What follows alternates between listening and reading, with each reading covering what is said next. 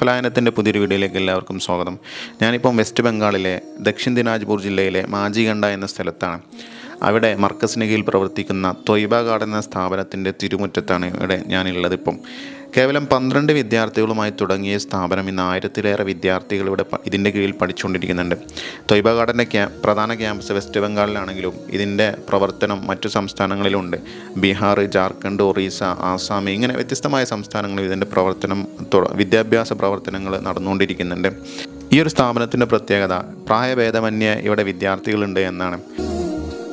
സ്ഥാപനം തുടങ്ങിയിട്ട് അഡ്മിഷൻ എടുക്കാൻ നിന്നപ്പം അവിടെ ഏറ്റവും കൂടുതൽ അഡ്മിഷൻ വന്നിരുന്നത് ഇവിടുത്തെ പ്രായമായ സ്ത്രീകളും പുരുഷന്മാരാണ്. കാരണം അവർക്ക് ഓതാനോ നിസ്കരിക്കാനോ ഒന്നും അറിയില്ല. കുട്ടികൾക്ക് സ്കൂളും മതവിദ്യാഭ്യാസവും സ്കൂൾ വിദ്യാഭ്യാസവും കൊടുക്കുന്നുണ്ട്. അതോടൊപ്പം രക്ഷിതാക്കൾക്ക് എങ്ങനെ നിസ്കരിക്കണമെന്നും എങ്ങനെ തെറ്റുകൂടാതെ ഖുർആൻ ഓതണമെന്നും പഠിപ്പിക്കുന്നുണ്ട്. ഇങ്ങനെ വളരെ ബൃഹത്തായ മഹത്തായ ഒരു സ്ഥാപനമാണ് ത്വയ്ബ ഗാർഡൻ എന്നത്. ഇത് ക്യാമ്പസിലുള്ള ത്വയ്ബ ഗാർഡൻ്റെ പ്രധാന ക്യാമ്പസിലുള്ള പള്ളിയാണ്. ഇവിടെ നടന്നുകൊണ്ടിരിക്കുന്നത് നാട്ടിലെ ദേവ കോളേജ്, നമ്മുടെ കേരളത്തിലൊക്കെ ദേവ കോളേജ് സിസ്റ്റമാണ് നടന്നുകൊണ്ടിരിക്കുന്നത്. ബംഗാളിലെ തന്നെ വിദ്യാർത്ഥികൾ പ്രധാനമായിട്ട് ഇവിടെ പഠിച്ചുകൊണ്ടിരിക്കുന്നുണ്ട്. അവർക്ക് മതവും ഭൗതികവുമായ വിദ്യാഭ്യാസം കൊടുക്കുകയാണ് ഈ ഒരു ദേവ കോളേജ് സിസ്റ്റത്തിൻ്റെ ഉദ്ദേശം. ഇത് മൊഴീനി വിദ്യാർത്ഥികളാണ്. മൊഴീനി ബിരുദത്തിന് വന്ന വിദ്യാർത്ഥികളാണ്. അവർക്ക് സുഹൈർ ഉസ്താദ് ദർസ് നടത്തിക്കൊണ്ടിരിക്കുകയാണ്. ഇവർ ഇവിടെ വലിയ ദഅവത്തിൻ്റെ സാധ്യത പഠിക്കാൻ വേണ്ടിയിട്ടും അവരുടെ ബിരുദ പഠനത്തിന് വേണ്ടിയിട്ടും വന്നതാണ്. ഇങ്ങനെ വ്യത്യസ്തമായ സംസ്ഥാനങ്ങളിൽ മൊഴീനി വിദ്യാർത്ഥികളുണ്ട്. അവർക്ക് ഈ നാടിനെ പരിചയപ്പെടുകയും ഭാഷയെ പരിചയപ്പെടുകയും എങ്ങനെ ദഅവത്ത് നടത്തണമെന്ന് പരിചയപ്പെടുകയും അവരുടെ കോഴ്സിൻ്റെ ഭാഗമാണ്.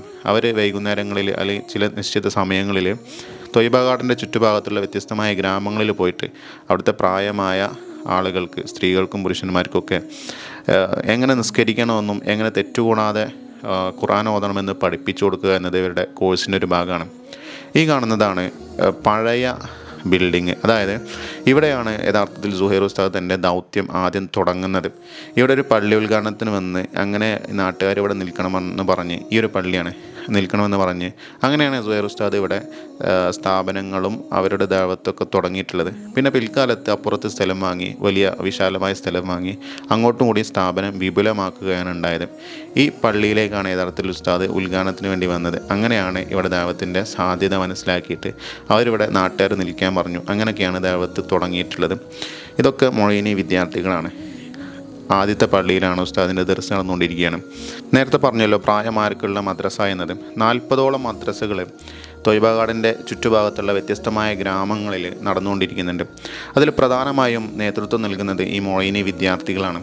അവരവിടെ പോയിട്ടാണ് മദ്രസ നടത്തിക്കൊണ്ടിരിക്കുന്നത്. അതോടൊപ്പം നാട്ടിലെ ഈ പ്രാദേശികമായിട്ടുള്ള ചില മൗലാനമാരും ഉണ്ട്. പ്രധാനമായിട്ടും മൊഴീനി വിദ്യാർത്ഥികളാണ് അവിടെയൊക്കെ മദ്രസ നടത്തിക്കൊണ്ടിരിക്കുന്നത്. അതുകൊണ്ട് തന്നെ അവർക്ക് ദഅവത്തിൻ്റെ വലിയൊരു കോച്ചിങ് ഈ ഒരു ബിരുദം എടുക്കുന്നതോടുകൂടി കിട്ടുന്നുണ്ട്.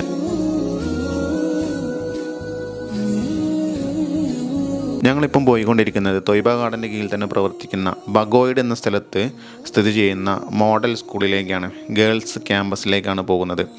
ഇവിടെ അനാഥരായ അഗതികളായ വിദ്യാർത്ഥിനികളെ ഹോസ്റ്റൽ സൗകര്യം കൊടുത്തിട്ട് അവരുടെ എല്ലാ ചെലവും ഏറ്റെടുത്ത് പഠിപ്പിക്കുന്ന ഒരു സംവിധാനമാണുള്ളത്. വളരെ വിശാലമായൊരു ക്യാമ്പസാണ്. വളരെ വിശാലമായ ബിൽഡിങ്ങും നല്ല സൗകര്യങ്ങളുള്ള നല്ലൊരു ക്യാമ്പസാണ് ഇവിടെ അനാഥരായ വിദ്യാർത്ഥിനികളും അഗതികളായ വിദ്യാർത്ഥിനികളുമാണ് പഠിക്കുന്നത്. ബംഗ്ലാ സിലബസിലുള്ള വിദ്യാഭ്യാസമാണ് കൊടുത്തുകൊണ്ടിരിക്കുന്നത്. ഇവർക്ക് ഹോസ്റ്റൽ സൗകര്യം ഇവിടെ ഉണ്ട്. അതുപോലെ തന്നെ അവർക്ക് വേണ്ട വിദ്യാഭ്യാസം കൊടുക്കുന്നുണ്ട്. ട്യൂട്ടർമാരുണ്ട്. മതപരവും ഭൗതികപരമായ വിദ്യാഭ്യാസം കൊടുക്കുന്നുണ്ട്. നല്ല സൗകര്യമുള്ള ക്ലാസ് റൂമുകളുണ്ട്. വിശാലമായ സ്ഥലമുണ്ട്. ഈ ക്യാമ്പസിൽ തന്നെ നിസ്കരിക്കാനുള്ള പള്ളിയുണ്ട്. ഇങ്ങനെ വളരെ വിശാലമായ എല്ലാ സൗകര്യങ്ങളുള്ള നല്ല ഭംഗിയുള്ള നല്ല സമാധാന അന്തരീക്ഷമുള്ള ഒരു സ്ഥാപനമാണ് ബഗോയിഡിലെ മോഡൽ സ്കൂൾ. ഇവിടെ വിദ്യാർത്ഥിനികളാണ് പഠിക്കുന്നത്. അനാഥരായ അതുപോലെ തന്നെ അഗതികളുമായ വിദ്യാർത്ഥിനികളാണ് ഈ സ്ഥാപനത്തിൽ പഠിച്ചുകൊണ്ടിരിക്കുന്നത്. ഇതാണ് ഈ ക്യാമ്പസിലെ പള്ളി. ഇവിടുത്തെ വിദ്യാർത്ഥിനികൾക്ക് നിസ്കരിക്കാനുള്ള പള്ളിയാണ്.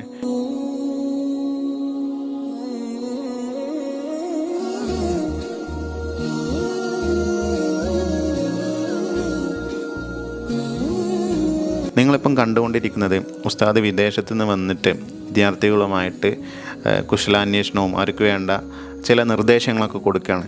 അതോടൊപ്പം തന്നെ ഉസ്താദ് വിദേശത്ത് നിന്ന് വന്നപ്പം ഈ കുട്ടികൾക്ക് കൊടുക്കാൻ വേണ്ടിയിട്ട് ഉസ്താദിനെ സ്നേഹിക്കുന്ന ഒരാൾ, സ്ഥാപനത്തെ സ്നേഹിക്കുന്ന ഒരാൾ കുറച്ച് മിഠായികൾ കൊണ്ടുവന്നിട്ടുണ്ടായിരുന്നു. അത് ഇവർക്ക് വിതരണം ചെയ്യുക എന്നതൊക്കെയാണ് ഇപ്പം ഇവിടെ നടന്നുകൊണ്ടിരിക്കുന്നത്. വളരെ അച്ചടക്കത്തോടു കൂടെ പഠിക്കുന്ന വിദ്യാർത്ഥിനികളാണ്. ഉസ്താദ് അവർക്ക് വേണ്ട നിർദ്ദേശങ്ങളൊക്കെ ഇങ്ങനെ കൊടുത്തുകൊണ്ടിരിക്കുകയാണ്.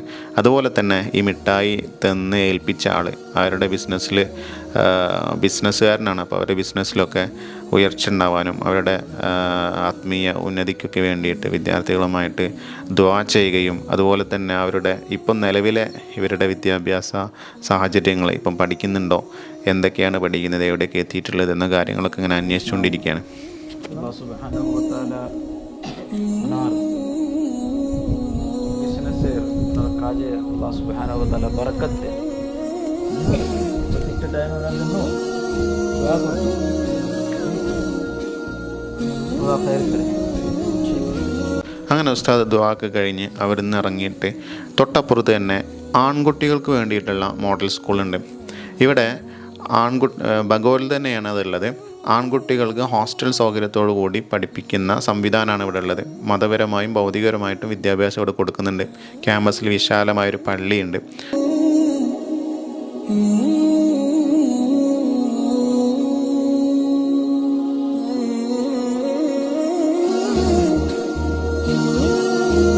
ഇവിടെ വന്നപ്പോഴും വളരെ സന്തോഷകരമായ കാഴ്ചയാണ് കാണാനിടയായത്. അവർക്ക് വേണ്ട വിദ്യാഭ്യാസവും അന്നവും വെളിച്ചവും ഒക്കെ നൽകുന്ന നേതാവിനെ കാത്തിരിക്കുന്ന വിദ്യാർത്ഥികൾ. ഉസ്താദ് അവരുമായിട്ട് വളരെ സന്തോഷത്തോടു കൂടി കുറേ കാര്യങ്ങളൊക്കെ സംസാരിച്ചു. അവരുടെ ഇപ്പോഴത്തെ പഠന വിഷയങ്ങളെക്കുറിച്ചൊക്കെ സംസാരിച്ചു. ശേഷം മിഠായി വിതരണം ചെയ്ത് അവരോട് കുശലാന്വേഷണമൊക്കെ ചോദിച്ച് നല്ലൊരു പ്രാർത്ഥനയൊക്കെ നടത്തിയിട്ട് അവർക്ക് വളരെ സന്തോഷത്തോടു കൂടെയാണ് ആ മിഠായിക്ക് സ്വീകരിക്കുന്നത്. ആദ്യമായിട്ടാണോ ഇങ്ങനെ മിഠായി കിട്ടണമെന്ന് ചോദിച്ചപ്പം അതേ എന്നൊക്കെ അവർ പറയുന്നുണ്ട്. അപ്പോൾ വളരെ സന്തോഷത്തോടു കൂടി ആ മിഠായി സ്വീകരിക്കുകയാണ്. ഇത് കൊടുത്ത ആൾക്ക്, ഉസ്താദിൻ്റെ അടുത്ത് കൊടുത്തയച്ച ആൾക്ക് എന്തായാലും നല്ലൊരു പ്രതിഫലം കിട്ടുന്ന ഒരു അമലായിരിക്കും ഇത്. കാരണം ഇവർക്കൊന്നും ഗൾഫ് സിസ്റ്റം ഒന്നും ഇവരുടെ നാട്ടിലില്ല. ഗൾഫിൽ നിന്നുള്ള മിഠായിയൊക്കെ ഇങ്ങനെയൊക്കെ കിട്ടുമ്പോഴേ കിട്ടുള്ളൂ. അപ്പം അതൊക്കെ വലിയൊരു കാര്യമായിട്ട് അവർ കാണുന്നുണ്ട്, കുട്ടികൾ കാണുന്നുണ്ട്.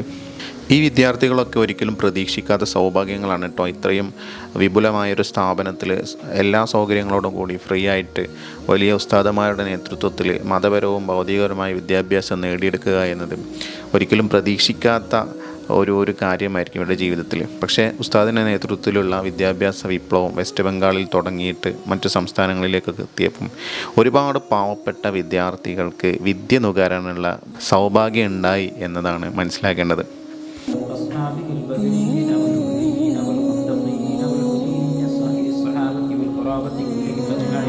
ഇതാണ് ഈ ക്യാമ്പസിലെ ഹിഫ്സുൽ ഖുർആൻ കോളേജ്. ഇതിൻ്റെ പണി പൂർത്തിയായിട്ടുണ്ട്.